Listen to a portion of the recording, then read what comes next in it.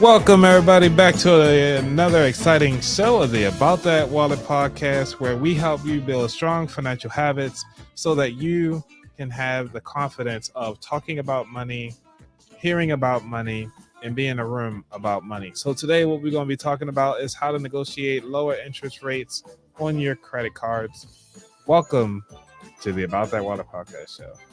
All right. How was that? That was a lot better, you guys. All right. Thank you. So, one of the things I'm gonna just go down and run straight into it because I this really sucks. I feel so bad I couldn't do this sooner. All right, so one of the things that I'm just gonna have to do it this way.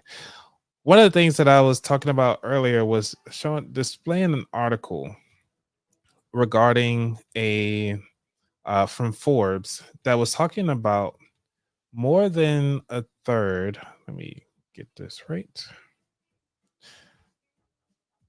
More than a third of single parents in the US earn below $17 an hour. I'm not sure if you guys knew this, but I did not know this. This is like fresh out the press.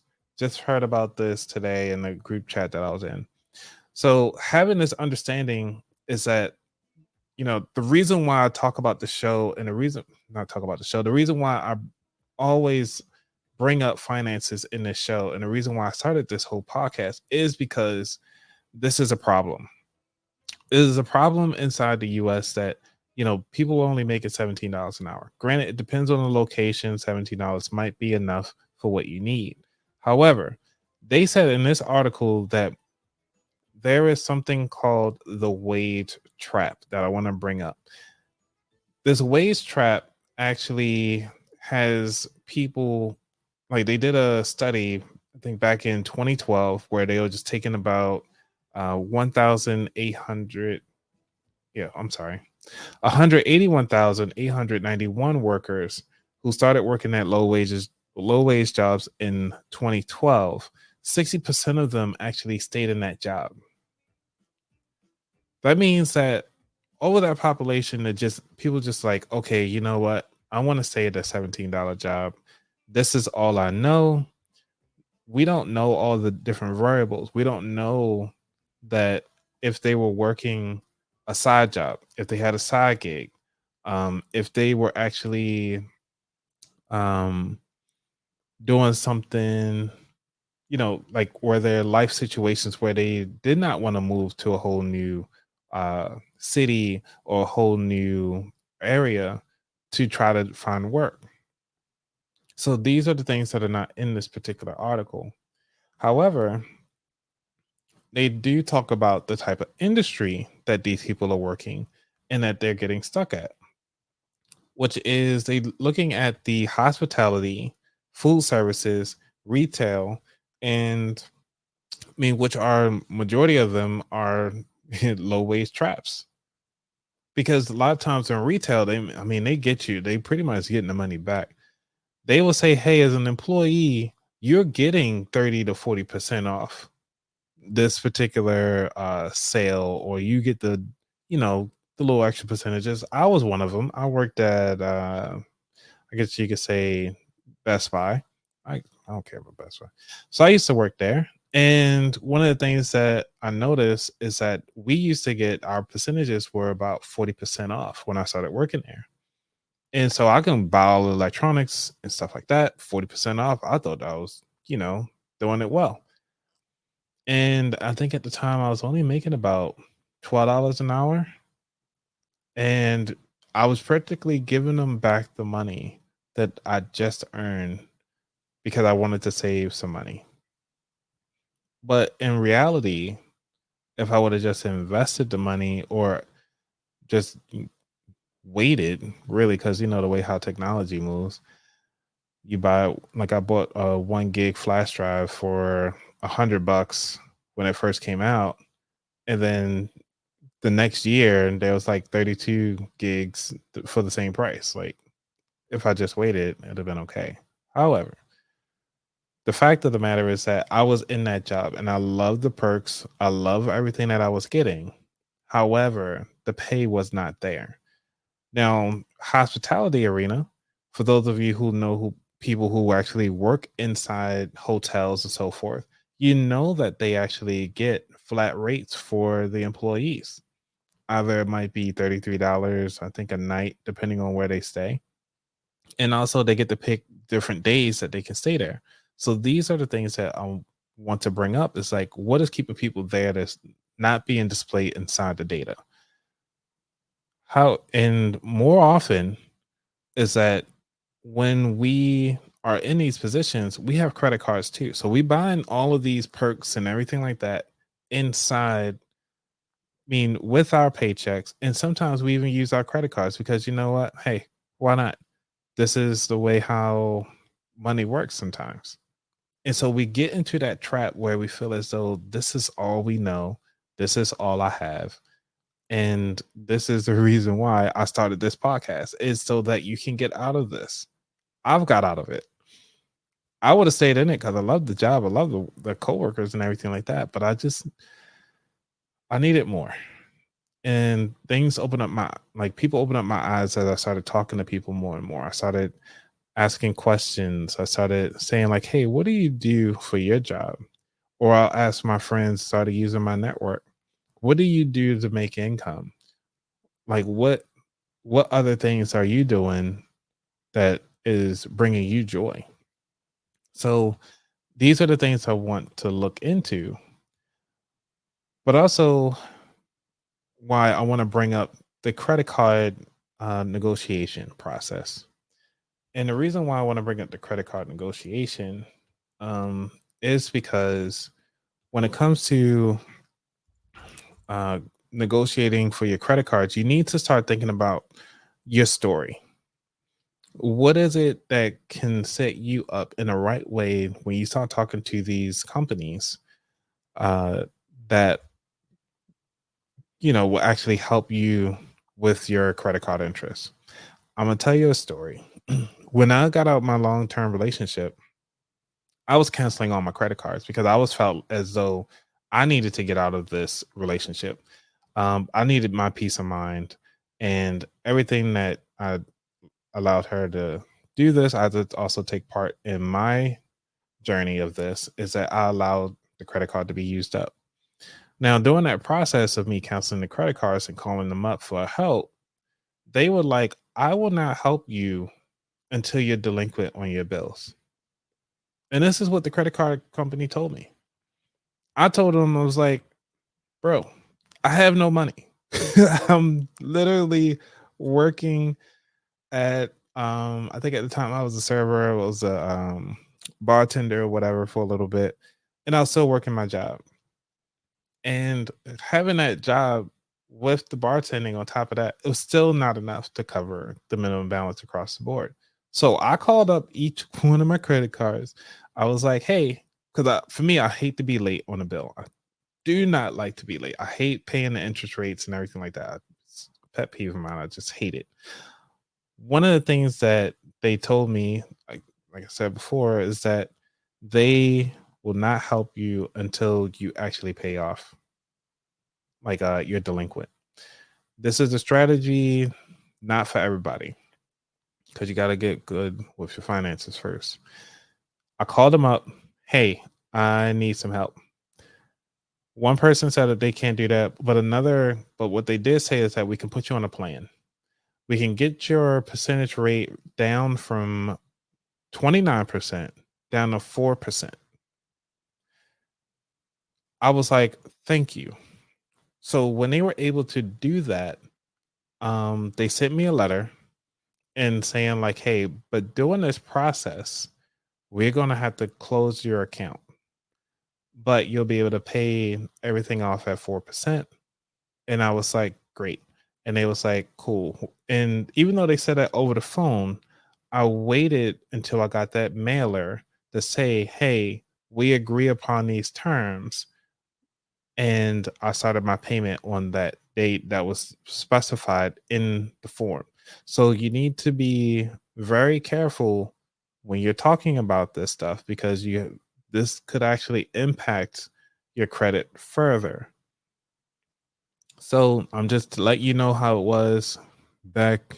Let's see, it's a long time ago. I'll say easily 8 years ago, maybe 7 years ago. These are the things that I want to share with you. It's like it's doable, but with a caveat, because a lot of us out here run around with these high credit card interest rates, but don't know how to negotiate. The first thing, obviously, is that you need to call them and let them know, hey, I have a problem. Can you help me? Each credit card is different. I can tell you that because one other credit card actually dropped my interest rate from 29% down to 0%. And I was able to pay the whole thing out. Like I had the money because I put it off to the side as I was building up, because they told me I can't pay them anyway for 3 months. So I was just saving the money anyway, putting it off to an account. And then when the payment started, I was able to dump all of it into that account, even though they gave me some terms. I think they like 5 years at 4%. Another one gave me 6 years at 0%. And my third credit card that I closed, I think they gave me they brought it down to like 12% from, I think it was like 27% down to 12%, just because all I had to do was just call them up. But then I was like, hey, I want to keep good faith. And one of them were able to close the account and do not show that I was delinquent, so that I can go ahead on and agree to the terms. So in your credit card statement, or if you look at your credit bureau statements that you get every year, your credit report, that's what it is. So on your credit report, it would actually show, hey, user paid off credit card based on terms agreed. And then so it still looks positive on your credit score. So everything will still work out, and you can do this on your own. Just have a phone conversation with them. I highly recommend to do this on your own, to walk through it, mostly because you don't have to pay anybody to make a phone call. It's your bill. You bought the stuff. Own up to it.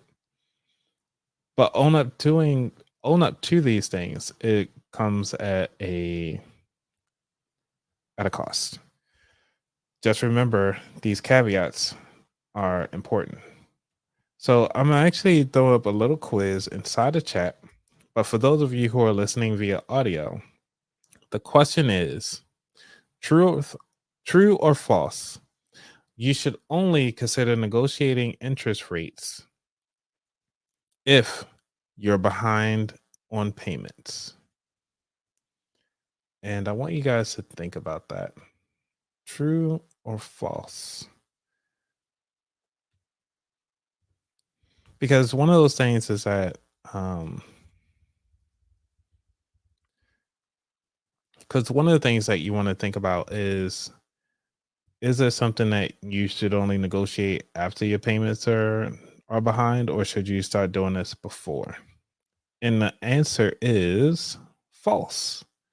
You should not wait until you're behind on payments to negotiate interest rates on your credit card. Because when you're behind, it's almost like, well, you didn't care about them in the first place. So now it's just going to make it more difficult for you to negotiate a lower interest rate in the future. And plus, credit card companies are more likely to receive, are more likely to be receptive to negotiations if you don't even have good payment history. Like I had great payment history, like I say at least easily 5 years of good payments. And I'm like, hey, you guys been there for me like all these years. Can you really help me out?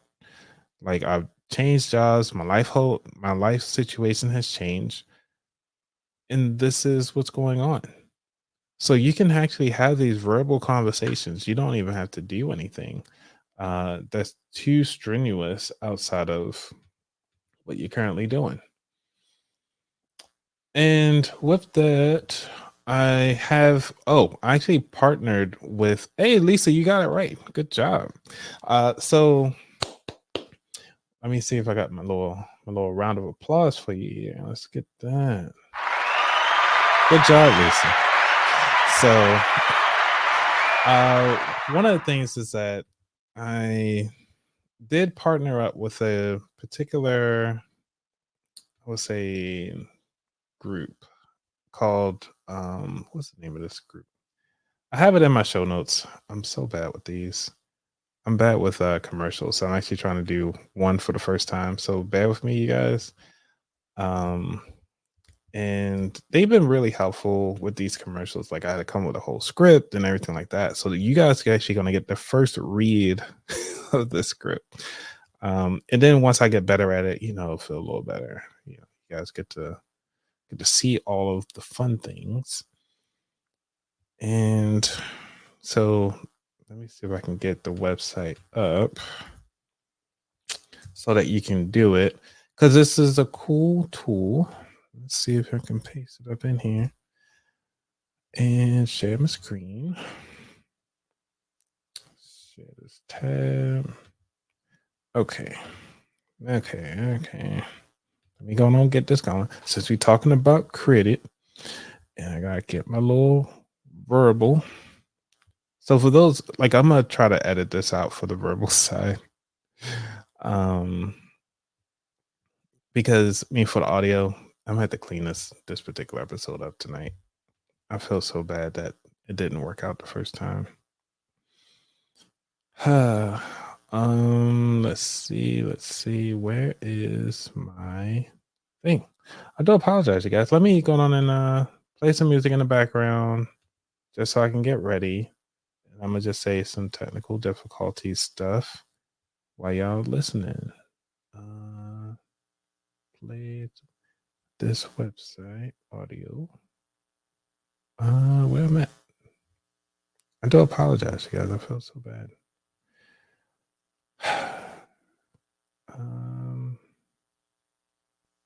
There we go. All right, just give me about 30 seconds and to get this thing. All right, be right back.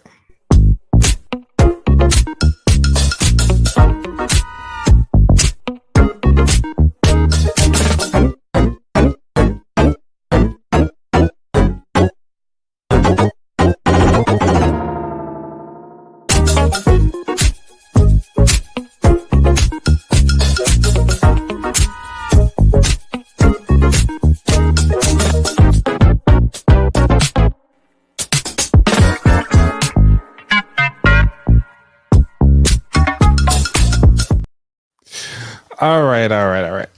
Okay. I got it. All right. So here we go. My little commercial so you guys can see it. All right. Let me see if I get some music in the background. Get this going. So bear with me here. Let's see. All right. So you've been working hard, saving for a house, putting in the extra hours, but that pre-approval letter not quite what you're hoping for. Let's face it, credit scores can be confusing. They can be errors bringing yours down, hidden blemishes you can't see. That's where Consumer Direct Credit comes in. Smartcredit.com/ATW lets you access your credit and identify potential mistakes. Fix them yourself, and that could mean a significantly better mortgage rate on your dream home. Think about it. Thousands saved over the life of your loan. Won't that be a game changer? Take control over your credit today. Visit creditscore.com/ATW. Consumer Direct Credit. Fight for the credit you deserve. All right, get out there and start as low as $1 today. What do you guys think about that? I think that's my first, read for a credit card. Solution. I think they provide some really cool information. Easy scores and everything like that. I did enjoy it. They gave me some B-roll stuff and you guys can have at it. Check it out. Let me know what you guys think. Sign up today and get that going.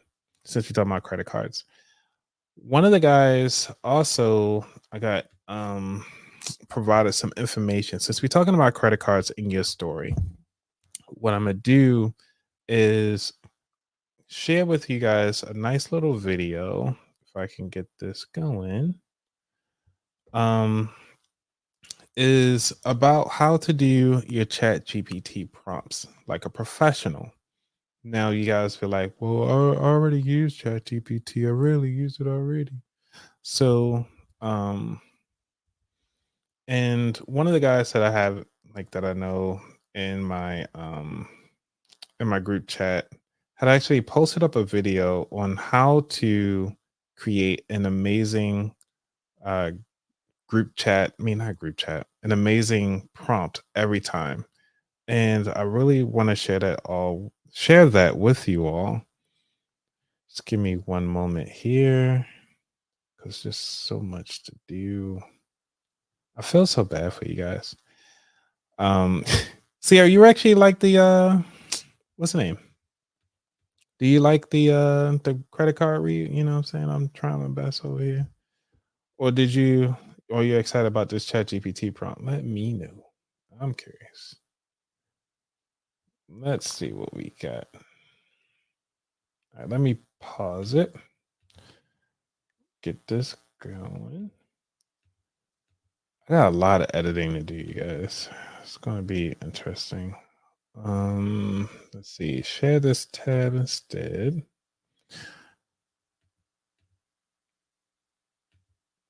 All right. All right. So do a live review here. Give this guy a thumbs up. All right, let's see what he got to say. He got like 9 minutes, but we're gonna fly through. So he's trying to say how to master the perfect chat GPT prompt formula. You want to know why ChatGPT sounds so robotic and generic? It's because you don't know how to write prompts. So in this video, I'm going to be covering my 4-step framework for writing perfect ChatGPT prompts every single time. It's the same exact framework I've taught over 2,200 realtors and business owners leverage AI and ChatGPT to save them time, energy, and money. I've used this prompt for myself to host webinars, to do client appreciation events, to create email sequences, to create landing page copy. I've used this framework over and over again. And because I know AI can be confusing, especially if you're not tech savvy, I actually created an AI starter kit where it has my top 10 prompts. And once you learn this framework, it's going to be what even is a prompt. The second is what is prompt engineering. Third is going to be my 4-step framework called the RACE method. Once you learn this framework, I promise you'll never struggle using ChatGPT ever again. And if you stick around all the way to the end, I actually had a bonus tip for you guys. So make sure to watch the video all the way through. Or we can just skip to the end. Let's see what he got. What's the bonus tip since he labels all the fun stuff? Yeah, just go play. Without further ado, let's get right into secret number 1. What is a prompt? Now, think of it like this. When you're at a restaurant and you put in an order, the order tells the chef what to make. And depending on what you order, determines what the chef makes. When you're using ChatGPT, a prompt is kind of like the same thing. So think of a prompt kind of like putting an order into ChatGPT. Now, secret number 2, what is prompt engineering? So a lot of people, when they first start using AI tools like ChatGPT, they have no tech experience before, they have no AI experience, and they just get kind of thrown into the middle of the ocean. And now they have ChatGPT and they don't know what to write. They don't know what to say. They don't know how to work it because ChatGPT has too many potential outcomes. It has too many use cases. It's like, what do you use it for? And so with ChatGPT, it definitely overwhelms a lot of people from using it because they don't. Now, one of the things that we're going to be using ChatGPT for is kind of figure out a way, how can we start negotiating our interest rates for our credit cards? So I think this will be good. So Sierra, hopefully we can work this out. It's ChatGPT. What's it called? Yeah, G as in Georgia, P as in Paul, T as in tattoo. All right. Know where to start or what to type in. So like prompt engineering I'd like to think of it as like the art and science of writing prompts. Right? Yes, you can just type into ChatGPT, write me a 3-step email campaign, write me a listing description, and it'll come up with something. But if you use the right framework, which is what I'm going to share in the next step, ChatGPT will produce more personalized responses. It'll produce higher quality responses, and so much more. So when you learn how to prompt engineer, back to the Spain example, it's like learning how to speak Spanish. The more Spanish you know, the better off you'll be. The better you know how to prompt engineer, the better responses you'll get. And so that leads us into step number 3, the RACE method, right? Secret number 3, the RACE method. A lot of people have different methods for prompt engineering, but this is the one that I've been using for the past year or so that I found the best results with. It stands for role, action, context, and expectation, right? That is the RACE method: role, action, context, expectation. And so step number 1, role.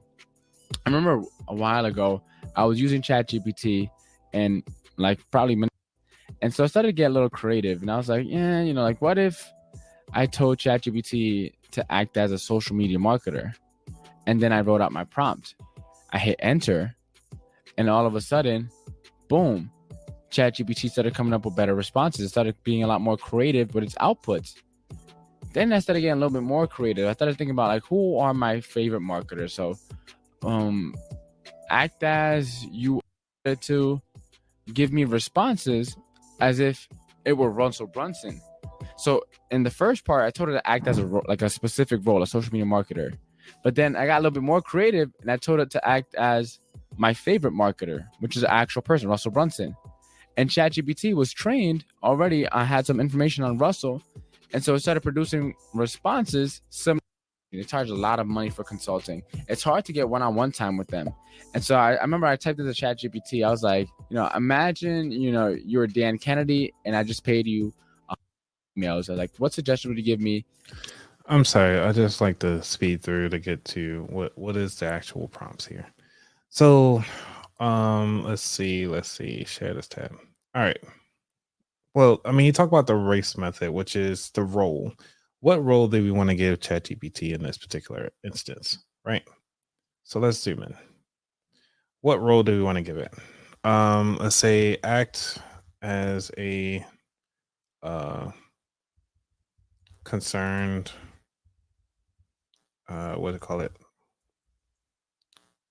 Concerned citizen. Act as a person who has just lost their job and looking to lower their credit score, their credit percentage rate. Their percentage rate. Okay, so let's go back to this video. And he said race. So the next one, it said we gave him a role, the action. So what's the action that we want to give ChatGPT? So we already gave him the action. The action is to write a script, because we got to make this phone call. Write a script to tell the credit card receptionist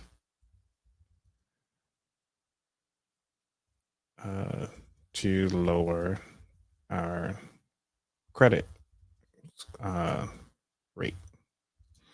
Now he says let's see what it is. Now he said give him context.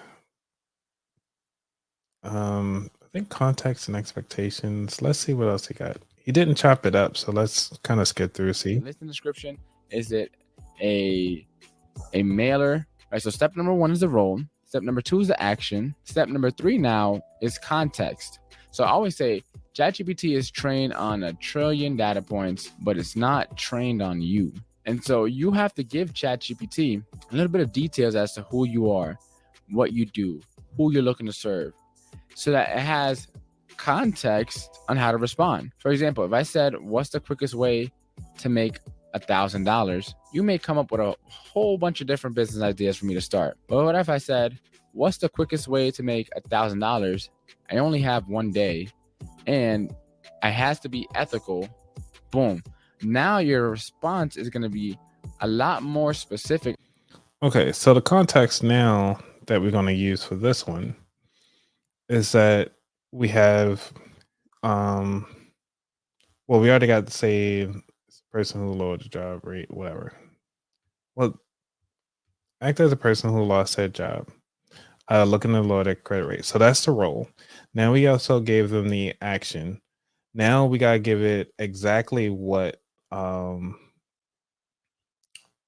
Let's see the content.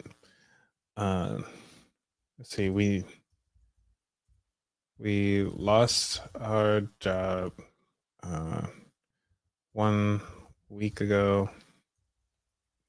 Lost our job yesterday.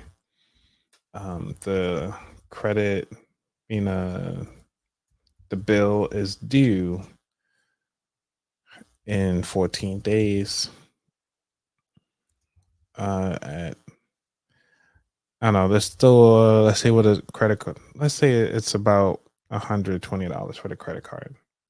They got a high interest rate. Okay. The bill was never late, and we do not want to be late. The reason why I say it's never been late and we don't want to be late is because this will help out with the context of what we want the prompt to say. I know this is kind of rumbling on, but let's see what else he said. What's this next? Quickest way to make $1,000. And the more context you can give it, the more personalized its response. So if ChatGPT sounds robotic to you, you're probably not giving it any context. That's step number 3. And step number 4 is expectation. A lot of people think just because it's AI that it's going to automatically understand and interpret what they are saying in the way they want it to be interpreted. But if anyone has ever argued in the text messages before, it's very easily to misinterpret someone's message. And that's the same thing with ChatGPT. So one of the things I do at the end of my prompts is I'll say, do you understand ? If so, please provide an example. That way, me and ChatGPT are on the same exact page and that we're clear. And so that's the 4-step framework, right? Role, action, context, expectation. So let's say I was going to work on writing a social media script for a video. I say, hey, ChatGPT, imagine you are a social media influencer. I want you to create a video reel on how AI is beneficial to real estate. Okay, so we got that understanding. All right, so now that he kind of explained that a little bit more, the bill is never late, blah blah. So this is our context, and what else? The expectations. We expect. I don't know. Just keep it there. Let's see what it comes with. Okay, so here's the script. Hi, my name is blah blah. Because obviously you got to call the receptionist, and I like how it does the play by play. So this will allow you to actually say or kind of expect what their response is going to be. So because I'm gonna read this only because there are people who are only listening to this for the audio. I know some of you are watching live right now. So what it says here is that, hi, my name is blah blah blah. Well, I could just say my name. Hey, hi, my name is Anthony, and I have an account with your credit card services. I'm calling to discuss my current situation and see if there might be any assistance available to help me manage my payments. And the receptionist will say, sure. I'm gonna see if let me get my voice going. Let me see if I can get a deep voice guy for the receptionist. Sure, I'll be happy to help. Can you please provide your account number and verify your identity? Yes, my account number is blah blah blah, and I can verify with blah blah blah. Thank you for that. How can I assist you today?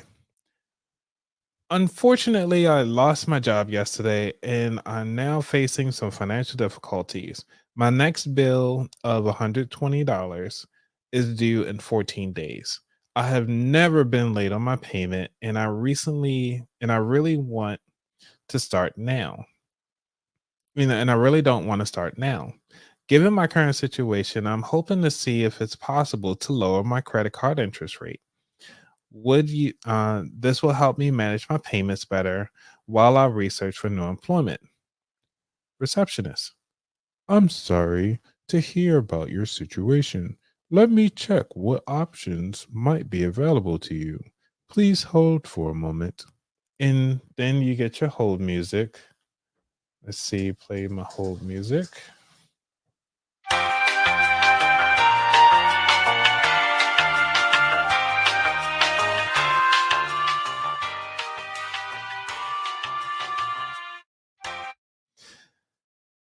Thank you for waiting.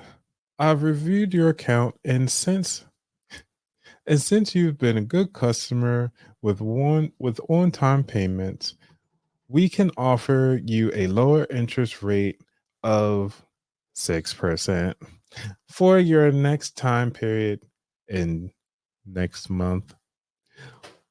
Would this help your current situation? And then I'll be like, that will be very helpful. Thank you. Could you also confirm any additional steps I need to take or any options available to me during this difficult period? The receptionist. Sure. I'll send you an email with the details and any additional steps. If you need further assistance, please don't hesitate to reach out to us. And then me, thank you so much for your help and understanding. I really appreciate it, receptionist. You're welcome. We're here to help. Have a great day. And I was like, you too. Goodbye. And this is pretty much the way how it all works. I think I did a pretty good job with that. Well, I'm not sure what you guys think. What you guys think? Yeah. I try to do a little voice acting myself, from time to time. But anyway, this is practically how it goes down. You tell them your situation, you have a hard time. And if you ever have an issue, you can always go to ChatGPT or any other of those particular AI tools to kind of help you out negotiate with these things. So I wanted to share with you all again. You're never stuck with the interest rate. Everything's negotiable. If you're actually having issues negotiating or like to read a book about negotiating, this book I highly recommend to get. It's called Never Split the Difference. Negotiating is if you're negotiating as if your life depends on it, by Chris Voss. He is actually a negotiator for the FBI, helping people talk themselves off the ledge and killing themselves and killing everybody else and hurting so many people. But he has really good strategies on how to innovate your speaking and innovate the way how you actually convey yourself to others. With that being said, I just want to say it's been a pleasure. Oh, I think this will conclude this particular episode. I do have some other things coming up. For those of you who know, I am a speaker at Podcast Movement in DC. Isn't that exciting, you guys? Hold on, let me see if I can pull this up. Movement DC. Let's get this going. All right. Okay, so just want to share this with you all since you guys stayed to the end. I am officially a speaker. So what that means is I can check out the speaker page and go to speakers, search for my name. Boom, look at your boy, like just chilling. You know what I'm saying? It's me. So I'll be a speaker at Podcast Movement this year. This will be my second time speaking at Podcast Movement as a whole, but this will be my first time speaking at Podcast Movement as the movement big one, because they do host 2 conferences a year, one in the beginning of the year called Podcast Movement Evolutions, which is more like the industry side of the house. And this one is more so about just podcasters in general. So if you either a new podcaster, or thinking about being a podcaster, already an experienced podcaster, and you want to elevate your craft, this is the place to be. What I will be talking about is about how to beat the clock, the simple time hacks for busy people. And what that means is that I'm trying to help people who are actually going through burnout and helping them like strategize on how they doing behind the scenes things with their particular uh podcasts and stuff like that, because I have a lot of systems where that keeps me entertained, and how I'm able to actually produce all of these episodes in high volume. Now there's also talking about the quality and stuff like that. So sometimes I could just take a sit back and actually do more quality besides doing all these quantity things and doing episodes coming out live and everything like that. I come live mostly because I actually want to connect with you more. I want to connect with uh, those of you who haven't chat with me or leave comments inside the live, not the live chat, who doesn't like share out the episodes, but I know you're listening. It's just that I don't know how frequently you're listening, what things that I can help you guys out with, and stuff like that. So it's good to have real time feedback so that we can get this going. So I just wanted to share that with you all, that this is one of the latest things that came out. And I'm just super excited for this speaking opportunity. And yeah, I hope everybody is having a good day and continue to stay safe. And if there's any other questions or concerns, please reach out to me and hopefully we can try to do more research on it. I do apologize for technical difficulties in the beginning. So I will be editing this particular episode and it probably won't look right when it gets released, but we're going to see what happens. All right, everybody. I'm out. Peace. And y'all know I always have troubles with my outros. There we go.